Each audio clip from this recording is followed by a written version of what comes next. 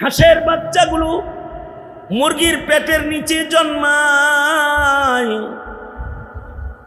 মুরগি হাঁসের বাচ্চাকে নিজের বাচ্চা মনে করে অনেক কিছু শিখাইতে চায়, আর সিল আসলে পরে পালন লাগবো এগুলো শিখায়। কিন্তু হাঁসের বাচ্চাগুলো মুরগির সাথে চলে না। ওরা মুরগিকে ছেড়ে পানির ভেতরে চলে যায়। তখন মা পানির পানে দাঁড়ায় চিৎকার করে, যাইস না যাইস না, একটু বড় হয়ে যাইস না, আমার কাছে থাক, তো করে চিলে লয়ে যাইব, আমি পাখনা দিয়ে ঢাকমু, যাইস না। হাঁসের বাচ্চা তখন পানিতে নেমে মাকে বলতে থাকে, মা তোমার ডানার পাহাড় আমার লাগবে না, কারণ তোমার সাথে যেগুলো আছে ওইগুলা তোমার আসল বোলার, আমি তোমার রেজাই বোলা। রেজাই আমার জন্ম তোমার পেটের তাপে হইলেও আমি তোমার বাচ্চা না, আমি হাঁসের বাচ্চা। আমাকে চিলের আক্রমণ থেকে বাঁচার জন্য তোমার ডানার নিচে যাইতে হবে না। চিল আসলে খাবার যে পানির নিচ থেকে ডুবায়া খাই, চিলাইলে পরে ওইখানে যায় পালম আমারে খুঁজে পাইতো না।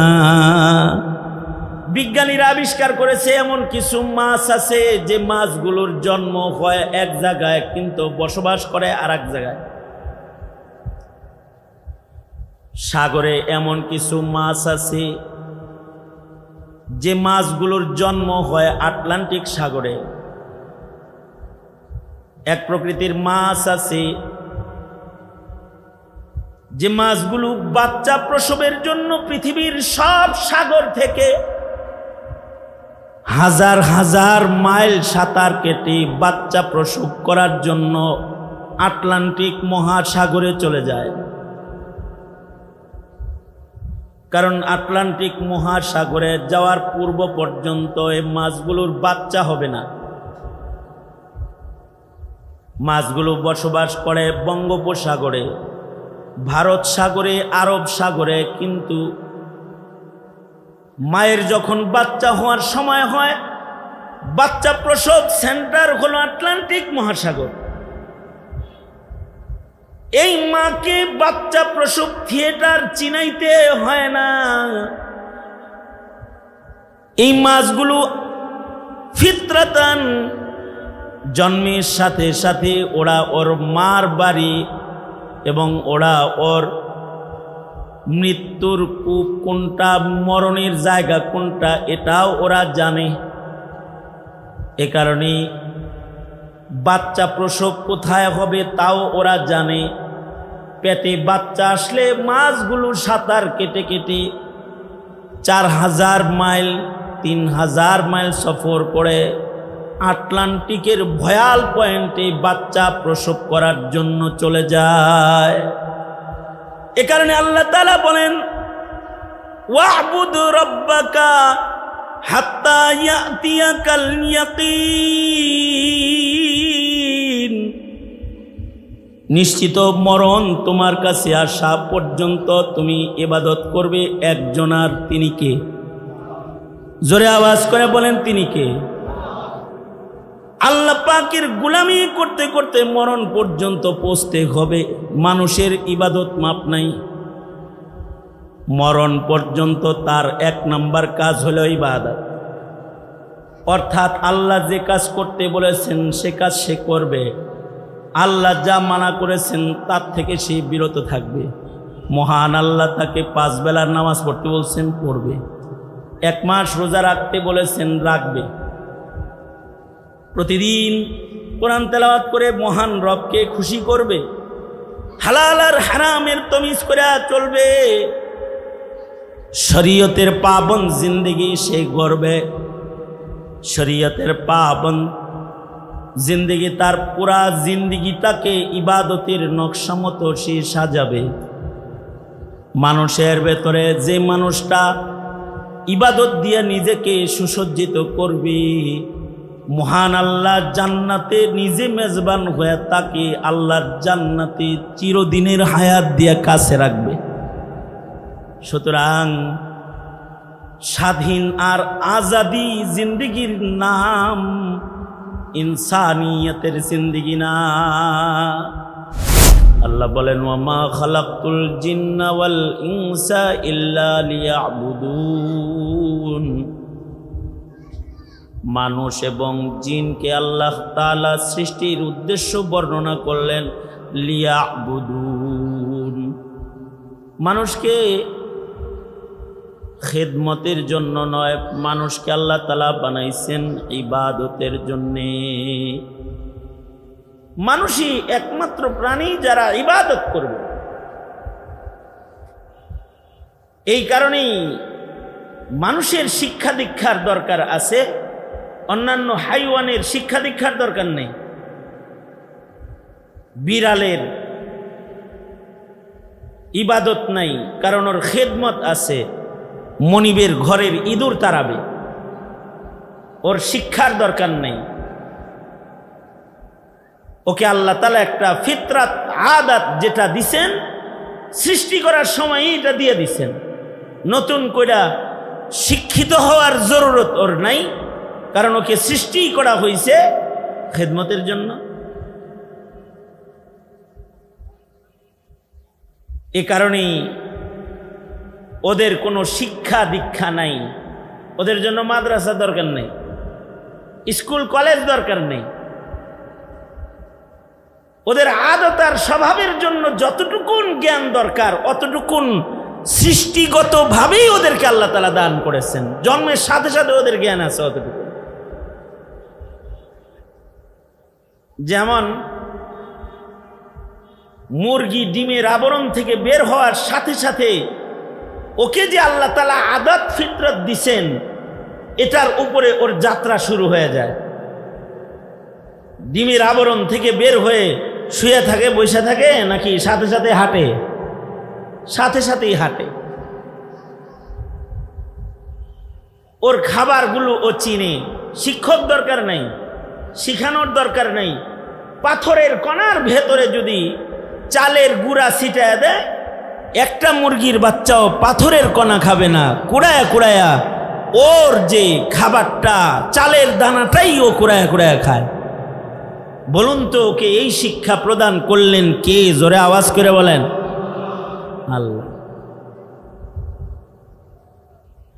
ছাগলের বাচ্চা জন্মের পরেই হাঁটে, আর এমন ভাব লইব জন্মের পরেই প্রথম দিন দ্বিতীয় দিনেই গুতাগুতি শুরু করে যায়, মারামারিও শিখা বাইর হইছে। মাথা উঁচা করে গুতা মারা কাউকে শিখাইতে হয় নাই, এই আদত দিয়েই আল্লাহ ওকে তৈরি করেছেন। গরুর বাচ্চা দুধ কেমনে খাবে? মায়ের স্তনে মুখ দিয়ে গুতা দিলে পরে ওর মায়ের দুধ বের হবে, বন্ধ তালা খুলবে। ওকে কাউকে শিখাইতে হয় নাই, একা একাই গুতাগুতি শুরু করে মায়ের স্তনে।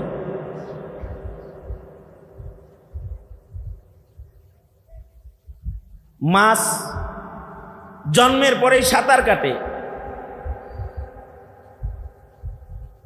মা যেমন করে সাঁতার কাটে ওইভাবেই সাঁতার কাটে, কারণ সৃষ্টিগত ফিতরাত আর আদাত ওকে দিয়ে দেওয়া আছে। বাইরে ওইভাবে সাঁতার শুরু করে আর ডুবানো শুরু করে। শৈলের পোনা দেখবেন, শৈল যেমনে যায়, কেবল ভূমিষ্ঠ হওয়া বাচ্চাগুলা মায়ের সাথে ওইভাবেই যায়।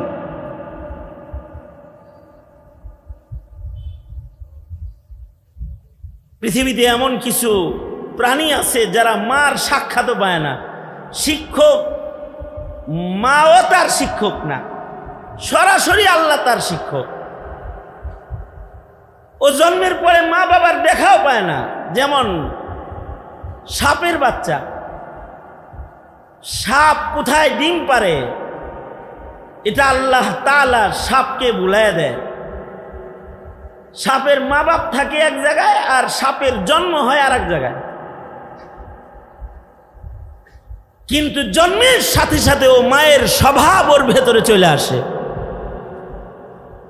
একদিনের বয়সের সাপের লেজে যদি কেউ পাড়া দেয়, তাইলে একদিন বয়সের সাপটাও মায়ের মতো ডিফেন্স পাওয়ার নিয়ে মাথা উঁচা করে দাঁড়ায় যায় সবল দেওয়ার জন্য। এটা ওর আদত, এটা ওর স্বভাব।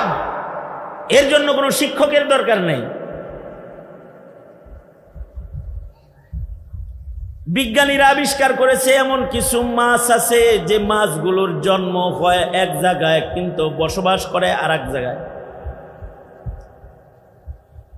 সাগরে এমন কিছু মাছ আছে যে মাছগুলোর জন্ম হয় আটলান্টিক সাগরে।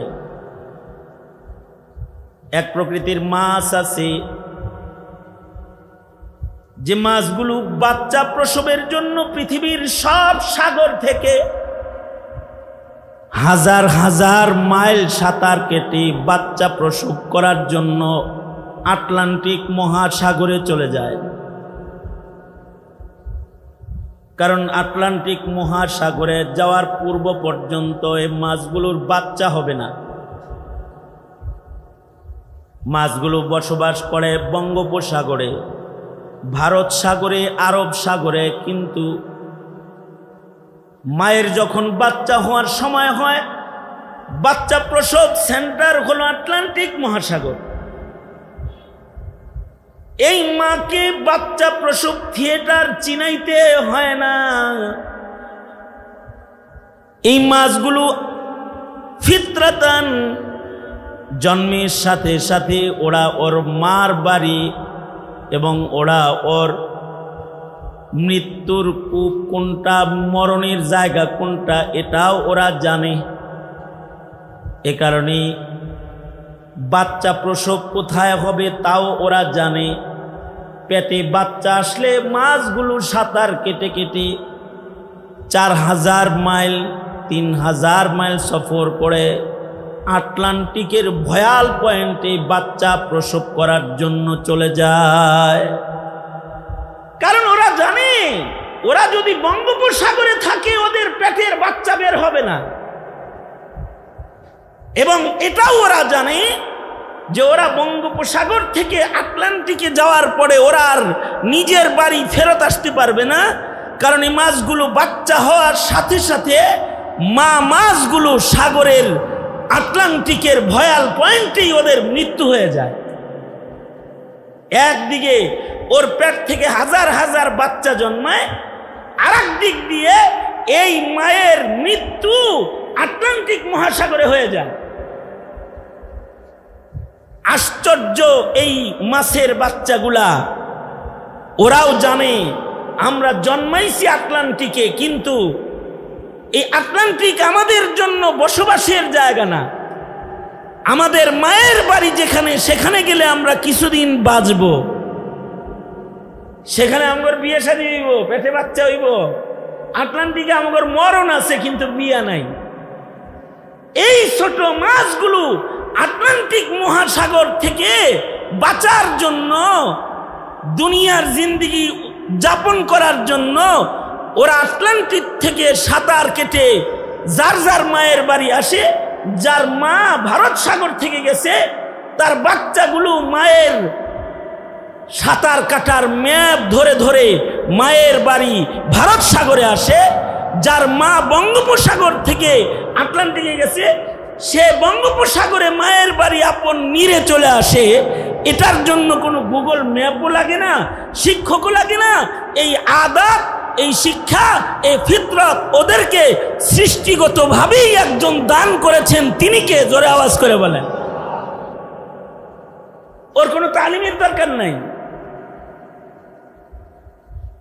হাঁসের বাচ্চাগুলো মুরগির পেটের নিচে জন্মায়। মুরগি হাঁসের বাচ্চাকে নিজের বাচ্চা মনে করে অনেক কিছু শিখাইতে চায়।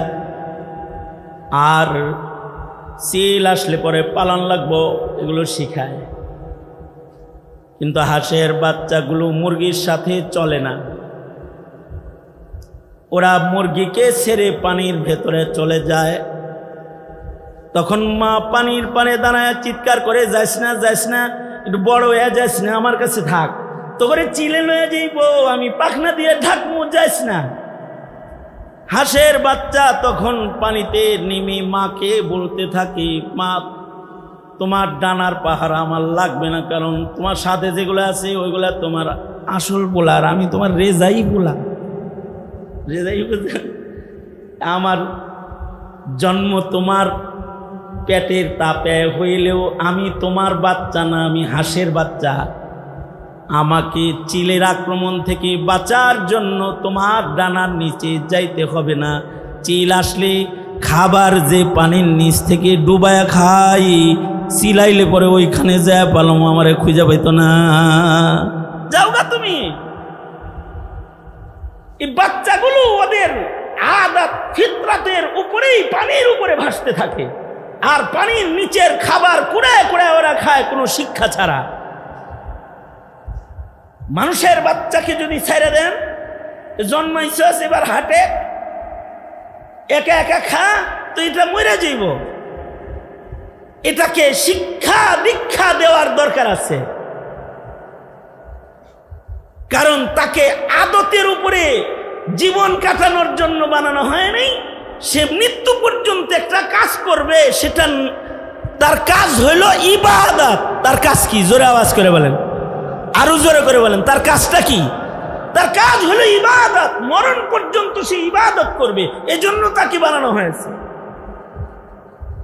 এ কারণে তার অভ্যাসের উপরে তার জীবন শেষ নাই, তার শিক্ষার দরকার। জন্মের পর থেকেই তার শিক্ষা জীবন শুরু হয়ে যায়। মা বাবা তাকে শিখাইতে থাকে। কুকুরের বাচ্চা এটারে যদি কলেজেও ভর্তি করে দেন, তাও পেশাব এক পাউচা করেই করব। ওটা ওর আদত, এই আদতের উপরে ওর মৃত্যু হইব।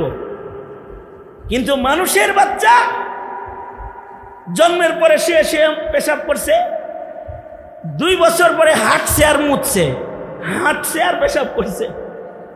কয়েক বছর পরে মায়ের কাছে শিশু আসছে, এটা বলা শিখছে। এবার মা যেখানে বসায় দিছে সেখানে পেশাব করছে। এর কিছুদিন পরে বাথরুমে মা ঢুকতে চাইলে তার শরম আল্লাহ দান করেছে, সে দরজা লাগাই দিছে, না তুমি আমার শরম দেখতে পারবে না, যাও আমি পারি। এরপরে সে আস্তে আস্তে ধীরে ধীরে তার অবস্থার পরিবর্তন ঘটেছে, একটা শিক্ষার মাধ্যমে, একটা তরবিয়তের মাধ্যমে। মানুষের এই তরবিয়তটা যদি ইহুদিদের তরবিয়ত হয়, মানুষের এই তরবিয়তটা যদি নাসারাদের তরবিয়ত হয়, মানুষের এই তরবিয়তটা যদি বৌদ্ধ খ্রিস্টান নাস্তিকদের তরবিয়ত হয়, তখন জন্মের পরে ঈমানদারও নাস্তিক হয়ে যায়, বেঈমান হয়ে যায়, মুরতাদ হয়ে যায়, ইহুদি হয়ে যায়, খ্রিস্টান হয়ে যায়। আর এই মানুষের বাচ্চাগুলোর তরবিয়ত যদি নবীর দেওয়া কোরআন হাদিসের আলোকে ইবাদতের তরবিয়ত হয়, তখন এই তরবিয়তের কারণে তার জিন্দেগি পুরাটাই বন্দিগি হয়ে যায়। এই কারণেই মানুষের ভেতরে শিক্ষকের জরুরত পড়েছে। এ কারণেই আল্লাহ তাআলা বাবা আদম থেকে আমাদের নবী পর্যন্ত সকল পয়গম্বরকে শিক্ষক করে পাঠাইছেন। পয়গম্বররা আল্লাহ পাকের ইলমের নূরের আলোয় মানুষকে শিক্ষা প্রদান করেছে। আমাদের নবী আলাইহিস সালাতু ওয়াস সালাম শেষ নবী ও শেষ শিক্ষক।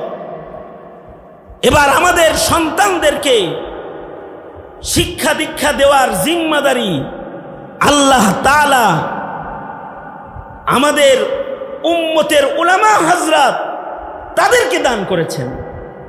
তারা নায়েবে নবী, তারা জাতিকে ইবাদত শিখাবে, পন্নী জাতির ইবাদত শিখাইতে পারবে না, ইবাদত শিখাইতে পারবে না, কিন্তু আলেম মানুষকে ইবাদত শিক্ষা দিবে। কারণ উলামায়ে কেরাম হলো শিক্ষক। মানুষের ভেতরে যেই মানুষগুলা শিক্ষক এবং শিক্ষার মূল্যায়নকারী, তারা হলো আহলুস সুন্নাতি ওয়াল জামাআহ। তারা মৃত্যুর পরে আল্লাহর জান্নাতে চলে যাবে ইবাদত করতে করতে। আর যারা এই শিক্ষক মানে না, হাইওয়ানের মতো আদত অভ্যাসের উপরে জীবন কাটায়, উলাইকা কাল আনআমি বাল হুম আদাল, আল্লাহ তাআলা তাদেরকে পশুর চেয়ে নিকৃষ্ট বলেছেন। মৃত্যুর পরে তারা আল্লাহর জান্নাত পাবেন। এ কারণে কোনো মানুষই তার নিজের ইচ্ছায় ইচ্ছা মতো স্বাধীন, আমি আমারটা খাই, আমি আমারটা পড়ি, আমার দেহ আমার ইচ্ছা যেমনে খুশি সেমনে রাখবো, আমি আমার হায়াত যেমনে খুশি এমনে কাটাবো, এই স্লোগান স্বাধীনতাবাদী নারীরা দিয়ে তারা উলঙ্গপনাকে আপন করতে চায়। কিন্তু আল্লাহ বলেন যে তুমি স্বাধীন নও, তুমি পরাধীন, তুমি আমার অধীন, তোমাকে ইবাদত করার জন্য বানানো হয়েছে। আমি যেটা পছন্দ করি তুমি সেটা করবা, আমি যেটা পছন্দ করি না সেটা তুমি করতে পারবে না। এই মাসআলাটা যারা বুঝবে এবং আল্লাহর গোলামির উপরেই হায়াতকে সজ্জিত করবে, তারা মৃত্যুর সাথে সাথে মরণ দরজা দিয়া আল্লাহর জান্নাতে তারা প্রবেশ করবে। আর এইটা যারা বুঝবে না তাদের ইমানের হায়াত হবে না, আল্লাহর পছন্দের হায়াত তাদের হবে না, মৃত্যু দরজা তাদের জন্য দোজখের দরজা হয়ে যাবে। এ কারণে আল্লাহ তাআলা বলেন ওয়া'বুদ রাব্বাকা হাত্তা ইয়াতিয়াকাল ইয়াকিন, নিশ্চিত মরণ তোমার কাছে আসা পর্যন্ত তুমি ইবাদত করবে একজনার, তিনি কে? জোরে আওয়াজ করে বলেন তিনি কে? আল্লাহ পাকের গোলামি করতে করতে মরণ পর্যন্ত পৌঁছতে হবে। মানুষের ইবাদত মাপ নাই, মরণ পর্যন্ত তার 1 নম্বর কাজ হলো ইবাদত। অর্থাৎ আল্লাহ যে কাজ করতে বলেছেন সে কাজ সে করবে, আল্লাহ যা মানা করেছেন তার থেকে সে বিরত থাকবে। মহান আল্লাহ তাকে 5 বেলার নামাজ পড়তে বলছেন, পড়বে। 1 মাস রোজা রাখতে বলেছেন, রাখবে। প্রতিদিন কোরআন তেলাওয়াত করে মহান রবকে খুশি করবে, হালাল আর হারামের তমিজ করে চলবে, শরীয়তের পাবন জিন্দেগি সে গড়বে। শরীয়তের পাবন জিন্দেগি, তার পুরা জিন্দেগিটাকে ইবাদতের নকশা মতো সে সাজাবে। মানুষের ভেতরে যে মানুষটা ইবাদত দিয়ে নিজেকে সুসজ্জিত করবে, মহান আল্লাহ জান্নাতে নিজে মেজবান হয়ে তাকে আল্লাহর জান্নাতে চিরদিনের হায়াত দিয়ে কাছে রাখবে। সুতরাং স্বাধীন আর আজাদি জিন্দেগির নাম ইনসানিয়তের জিন্দেগি না। অনেকে মনে করে আমার কাম রাজনীতি, যদি বলে যে কি করেন, আমি রাজনীতি করি। হে রাজনীতিই করে, ইবাদত করে না, না নামাজ পড়ে, না জিক্র আজকার করে, না তার জিন্দেগিতে ইবাদতের কোনো কিছু আছে। অনেকে যদি বলেন কি করি, কি করেন, ব্যবসা করি। সে সারা জীবন ব্যবসা করেই কাটায় দিছে, দোকানদারি করছে, চাকরি করছে, আল্লাহর কাম একটাও করে নাই। যেই মানুষটা আল্লাহর হুকুমে ইবাদত একটাও করে নাই, বলুন তো সে কি জিতছে না ঠকছে? সৃষ্টির উদ্দেশ্যকে সে নস্যাৎ করছে, নষ্ট করছে। আমাদের প্রজন্ম যেন নিজের জিন্দেগিকে নিজের ইচ্ছা মতো চলে, হাইওয়ান জানোয়ার না হয়, এজন্য একটা শিক্ষা কিয়ামত পর্যন্ত জমিনে লাগবে, সেটা হলো মাদ্রাসার শিক্ষা, কোরআনের শিক্ষা, ইলমে দ্বীনের শিক্ষা। সেই ইলমে দ্বীনের শিক্ষাটা নিজের সন্তানকে দেওয়া প্রতিটি মুসলমানের উপরে ফরজ। আমরা বলি না আপনারা আপনাদের সন্তানদেরকে ইঞ্জিনিয়ার বানাবেন না, ডাক্তার বানাবেন না, এটা বলি না। আমরা বলি আপনার সন্তানকে ইঞ্জিনিয়ার বানান, ডাক্তার বানান, তাদেরকে দার্শনিক বানান, কিন্তু তাদেরকে বেঈমান বানায়েন না, বেঈমান বানায়েন না, এইটা বলি। যদি আপনার সন্তানকে ন্যূনতম কিছু ধর্মীয় শিক্ষা আপনি না দেন, তাহলে সে এমন ভ্রান্ত পথের পথিক হয়ে যাবে যে তার ইবাদতের জিন্দেগি নষ্ট হয়ে পাপের জিন্দেগি সে আপনায় নিবে, তাইলে তো তার জিন্দেগি বাদ হয়ে গেল। ওই পরিমাণ ইলমে দ্বীন যেটার মাধ্যমে বাতিল চিনা যায়, যেটার মাধ্যমে ঈমান রক্ষা করা যায়, অতটুকু ইলমি দ্বীন শিক্ষা দেওয়া সব মুসলমানের উপরে ফরজ। তার সন্তানদেরকে শিখাবে। এই মাদ্রাসা, যে মাদ্রাসার আয়োজনে মাহফিল, তারা ঘোষণা দিল আমরা কোনো দান টান নেই না। ওই যে তারা জাতির চাহিদা পূরণ করে, কেউ যদি তার ছেলেকে ডাক্তার ইঞ্জিনিয়ারও বানাইতে চায়, তো তারা জেনারেল শিক্ষার সাথে মিশায় রেখেছে যে তার সন্তানটা একদিক দিয়ে ডাক্তার হয়ে যাবে, আর একদিক দিয়ে হাফিজুল কোরআন হয়ে যাবে। বিশেষ আয়োজনে তারা এই ব্যবস্থাপনা রেখেছে। এইটা একটা মহল্লা এলাকার জন্য অনেক জরুরি। আমরা এখন যেখানে যাই সেখানেই বলি, আগে বলতাম যে মাদ্রাসা করো, এখন বলি মাদ্রাসাও করো, স্কুলও করো। কারণ এখনকার মাদ্রাসাগুলো শুধুই মাত্র দিন শিখানোর কেন্দ্র, আর স্কুলগুলো, কলেজগুলো নাস্তিকতা শিখানোর কেন্দ্রে পরিণত হয়েছে। যে তারা 11 বছর লেখাপড়া করার পরে নবী চিনে না, ইসলাম চিনে না, আখিরাত চিনে না, ইবাদত চিনে না। আমি এজন্যে এই মাদ্রাসার সার্বিক অবস্থা দেখে আমি আনন্দিত। আমি মাদারেসে কওমিয়ার বুনিয়াদের যেমন পাহারাদার, অথবা মাদারেসে কওমিয়ার কেন্দ্র প্রতিটি গ্রামে গ্রামে হোক, এটা যেমন চাই। স্কুল, কলেজ, ইউনিভার্সিটিগুলো নাস্তিকদের দখলে নিয়ে আমাদের সন্তানকে সত্য থেকে দূরে সরানোর যে চক্রান্তের জাল ফেলে রেখেছে, তাদের মোকাবেলায় আমি এখন এটাও চাই যে আমাদের নিয়ন্ত্রণের স্কুলও দরকার, কলেজও দরকার, ইউনিভার্সিটিও দরকার। যেখান থেকে জাতিকে ডক্টরেট ডিগ্রির পাশাপাশি হিজবুত তৌহিদ চিনার যোগ্যতাও তাকে দিয়ে দেওয়া হবে, তাকে কাদিয়ানি চিনার যোগ্যতা দিয়ে দেওয়া হবে, তাকে বিদআত চিনার যোগ্যতা তার ভেতরে স্থাপন করে দেওয়া হবে। সুতরাং শিক্ষার কিন্তু বিকল্প নাই। তবে সব শিক্ষা মানুষকে মানুষ বানায় না, সুশিক্ষাই মানুষকে মানুষ বানায়। যেই শিক্ষা ইলমি দ্বীন, এই শিক্ষা মানুষকে মানুষ বানায়। আর শুধুই মাত্র জাগতিক শিক্ষা মানুষকে পশুত্বের দিকে আগায় দেয়, ইবাদতের দিকে অগ্রসর করতে সাহায্য করেন। এ কারণে আপনারা আপনাদের প্রজন্মের প্রতিটা সন্তানকে ইলমি দ্বীন শিখাবেন। যারা নিজেরা ছেলেবেলায় মাদ্রাসায় পড়ে দিন শিখতে পারেন নাই, তাদের জন্য আমাদের মুরব্বীরা চলতি ফিরতি মাদ্রাসা দাওয়াত তাবলীগ করে গেছে। মাসে 3 দিন সময় দাওয়াত তাবলীগের সাথে একটু লাগান।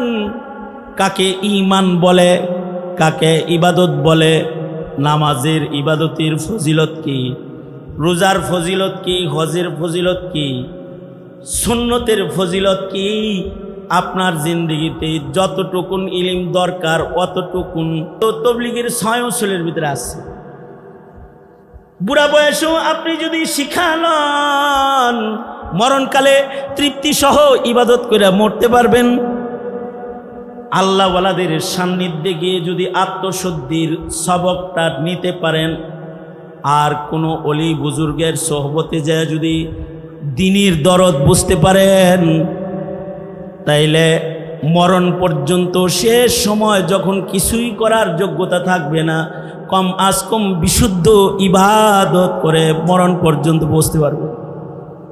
আর যারা বিশুদ্ধ ইবাদত করতে করতে মরণ পর্যন্ত পৌঁছলো, তারা সফল হয়ে গেল।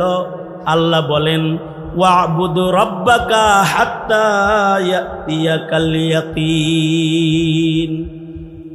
আল্লাহ বলেন, বনি আদম, তোমরা ইবাদত করো মরণ পর্যন্ত, এটা মাপ নাই তোমার, শেষ নিঃশ্বাস পর্যন্ত ইবাদত করবা।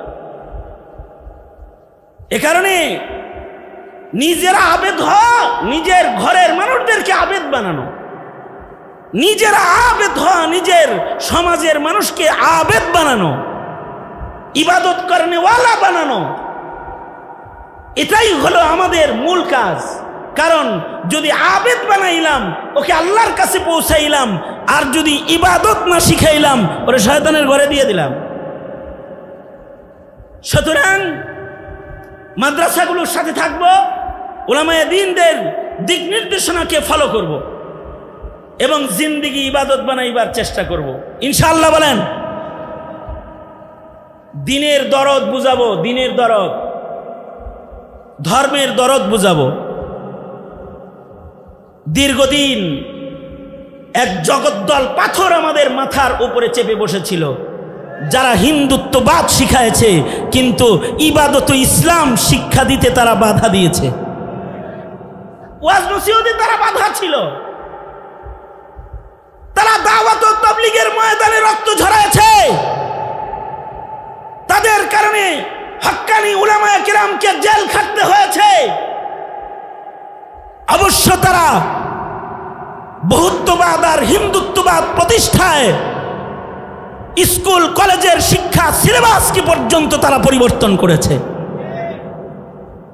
আল্লাহ পাক রহম করছেন, এই জগদ্দল পাথর আমাদের মাথার উপর থেকে গেছে, কিন্তু আমরা এখনো শান্তি পাই নাই। খুব দুঃখ পেয়েছি আজ আওয়ামী লীগের আমলে ওয়াজে বাধা দিয়েছে, কিন্তু রক্তের বিনিময়ে এই দেশ স্বাধীন করলাম আমরা, আর এখনো একটি চক্র প্রশাসনকে ব্যবহার করে আমাদের মাহফিল বাধাগ্রস্ত করতে চায়। ওরা কার কথায় চলতে চায়? ওরা কি দিল্লির কথায় চলতে চায় নাকি? এটা প্রশ্ন আমার। সুতরাং আমরা তো আমাদের সন্তানকে ঈমান ইবাদত শিখাবই। এই দেশ মুসলমানের দেশ, ইসলাম আর মুসলমানের স্বার্থের কথা উলামায়ে কেরাম বলবেই, কারণ উলামায়ে কেরাম জমিনে ভিনদেশি প্রভুদের রাজনীতি করে না। উলামায়ে কেরাম আল্লাহর জমিনে আল্লাহর খেলাফত প্রতিষ্ঠার আন্দোলন করে জীবন শেষ করে। মুহতারাম হাজিরিন, একটা সময় এসেছে এখন আবার পরিবর্তনের, শিক্ষা সিলেবাস পরিবর্তনের, মুসলমানের সন্তানকে ইবাদত শিখাইবার পরিবর্তনের একটি সময় এখন আবার এসেছে। অবশ্যই এই দেশে তারাই রাজনীতি করবে, তারাই এ দেশের নেতৃত্ব প্রদান করবে যারা ইসলামকে ভালোবাসবে। যাদের ইসলাম পছন্দ হয় না তাদের এদেশ ছেড়ে কখনো দিল্লি কখনো ওয়াশিংটন চলে যেতে হবে। শাহজালালের মাটিতে তাদের জায়গা হবে না, জায়গা হবে না তাদের। সুতরাং আমরা মুসলিম হিসেবে দায়িত্ব আদায়ে উলামায়ে দ্বীনদের সাথী হব ইনশাআল্লাহ। বলেন আল্লাহ আমাদের সবাইকে কবুল আর মঞ্জুর করেন এবং আমাদের প্রজন্মকে দ্বীন ও ইবাদত শিখাইবার তৌফিক দান করেন। আলহামদুলিল্লাহি রাব্বিল আলামিন, والصلاة والسلام على سيد الأنبياء والمرسلين محمد وعلى آله وأصحابه أجمعين। رب العالمين মধ্যরাত গড়ায় 12:30 বেশি বেজে গেছে। বৃষ্টি কাদা উপেক্ষা করে তোমার বান্দারা আলেমে দ্বীনদের বয়ান শুনেছে। হাফেজে কোরআন ছাত্রদেরকে পাগড়ি প্রদান করা হয়েছে। আল্লাহ মাঝরাতে 2টা ভিক্ষুকের মতো তোমার আদালতে কিবরিয়াতে বাড়ায় ধরেছে। আমাদের জিন্দেগির সব গুনাহের জন্য তোমার কাছে মাপ চাই। আল্লাহ জিন্দেগির সব গুনাহ মাফ করে দাও। জেনে না জেনে অন্ধকারে আল্লাহ গোপনে প্রকাশ্যে যত পাপাচার করেছি ক্ষমা করে দাও। বেগুনাহ মাসুম জিন্দেগি আমাদের তুমি দান করো। রব্বুল আলামিন কার কি হাজত জরুরত তুমি জানো, সবার নেক হাজতগুলো পূরণ করে দাও। ব্যবসায়ীর ব্যবসায় বরকত দাও, চাকরিজীবীর চাকরিতে বরকত দান করো। অভাবীর অভাব দূর করে দাও, ঋণগ্রস্তকে ঋণমুক্ত করে দাও। রব্বুল আলামিন আল্লাহ ইবাদতের জিন্দেগি আপনার নেওয়ার তৌফিক সকলের তুমি দান করো।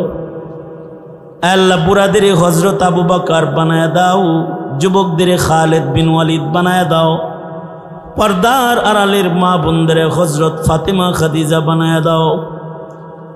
রব্বুল আলামিন আল্লাহ, জানি না কার মা নাই কার বাবা নাই, যাদের পিতামাতা কবর জগতে গেছে তাদের মা বাবার কবর জান্নাতের বাগান বানায় দাও। যাদের আব্বা আম্মা আছে খেদমত করার তৌফিক দান করো আল্লাহ। এলাকার হক পছন্দ যুবকদের জওয়ানি তোমার কাছে আমানত দিয়ে গেলাম। আল্লাহ যুবক হিরেখণ্ড যুবকদেরকে খালিদ বিন ওয়ালিদ বানায় দাও আল্লাহ। হকের জন্য লড়ার, হকের জন্য কথা বলার তৌফিক সকলের তুমি দান করো। মজলিসের সভাপতি সকলার মুরব্বী হযরত মোহতামিম সাহেবকে নেক হায়াত লম্বা করে দাও। রব্বুল আলামিন, যারা এই মজলিস কায়েমে সাহায্য সহযোগিতা করেছে, যারা শ্রম দিয়েছে, রব্বুল আলামিন সকলের শ্রম কোরবানিগুলা কবুল মঞ্জুর করে নাও। রব্বুল আলামিন আল্লাহ, এই মুহূর্তে আমাদের সালাম প্যারা নবীর রওজায়ে আতহারে পৌঁছায় দাও। যে ছেলেগুলাকে পাগড়ি প্রদান করা হয়েছে আলেমে রব্বানি হক্কানি বানায় দাও। আল্লাহুম্মা ইন্না নাসআলুকাল জান্নাতা ওয়া রিযাকা ওয়া নাউযু বিকা মিনান নার। আল্লাহুম্মা ইন্না নাসআলুকাল হুদা ওয়াত তুকা ওয়াল আফাফা ওয়াল গিনা। আল্লাহুম্মা ওয়াফফিকনা লিমা তুহিব্বু ওয়া তারদা মিনাল কওলি ওয়াল আমালি ওয়াল ফি'লি ওয়ান নিয়তি ওয়াল হাদি ইন্নাকা আলা কুল্লি শাইইন কাদির। রব্বুল আলামিন আমাদের নসলকে কবুল মঞ্জুর করে নাও। আমাদের খানদানের মধ্যে কোনো বেঈমান পাঠাইবা না, বদ্দিন পাঠাইবা না। মুত্তাকির জামাত দিয়া আমাদের খান ও দানকে তুমি ভরে দাও। ইয়া আল্লাহ, সকল মুমিন মুমিনাতকে মাফ করে দাও। পৃথিবীর নিকৃষ্ট জালেম ইসরায়েলকে হালাক করে দাও আল্লাহ। ফিলিস্তিনের মজলুম মুসলমানদের জন্য মদদার নুসরত পাঠায় দাও। সারা দুনিয়ার মুসলমানদেরকে নাজাত শান্তি দান করো। যত কল্যাণ আর মঙ্গল সব আমাদের দাও। অকল্যাণ আর অমঙ্গল হতে ধরে ধরে আমাদেরকে বাঁচাও। সুবহান রাব্বিকা রব্বিল ইজ্জাতি আম্মা ইয়াসিফুনা ওয়া সালামুন আলাল মুরসালিন ওয়ালহামদুলিল্লাহি রব্বিল আলামিন। আসসালামু আলাইকুম ওয়া রাহমাতুল্লাহি ওয়া বারাকাতুহু।